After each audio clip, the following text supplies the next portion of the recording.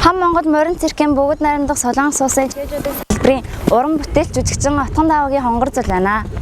Наа баталгаа үзэгдэг Хам Монгол морин циркийн уран бүтээлч болоод 4 жил болж байна. Санахгүй нөө. Юу ядсан штэ. Хамгийн анх юунаас нисэл Монголоос нисч ирээд сөүлд буугаал Инчан дээр буугаал Үгүй, соёлын шаг биш ингээд амар агааргүй бөхчөн болоод бүк гэл. Тэгээд тэр үе чинь нэг бэлтгэл орно гэж тэгсэн юм чи бүр яаж гүнэ гэж бодоод Анх ихэд тэгээс үнээр.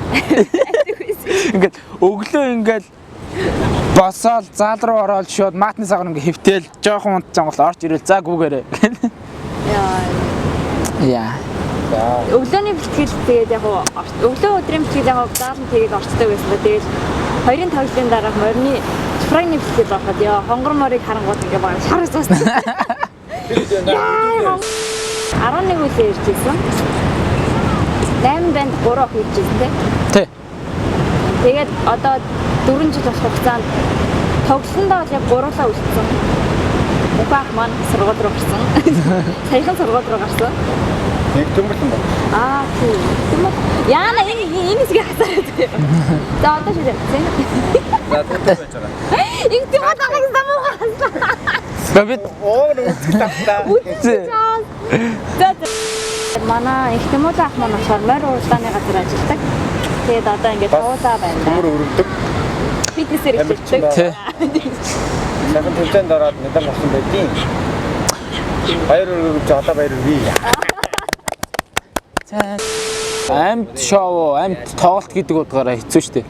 Хэцүү. Биеийн бэлтгэл ханжиж морин дээр юм хийн гэхээс бусдаар бол хүссэн болгон нэрээ шууд морин дээр гараад хүүхаа гэж хийн гэсэн ойлголт бол байхгүй шүү дээ. Маш их хичээл зүтгэл хөлс гарсны эцдэр ингээ морин дээр гарч хийж байгаа шүү дээ. Тэр морины айс зан характер гэдэг чинь маш хэцүү байхгүй. Тэр морь хүн хоёр нэг мэдэрчээж тэрэн дээр чинь төгс ингээ үзүүлбэр гарна. Тэрнээс гадна ингээ мортойгоо юм хийгээд явж хагаад хажуунаас хүн орж ирэх юм орж ирэх тийм эрсдэд амар их хийдэг. Тийм болохоор ингээд тий биеийн бэлтгэл ямар ч үед ингээд бүргээ тавихгүй гэсэн. Одоо тий урдч юм ин гэж бодлоо.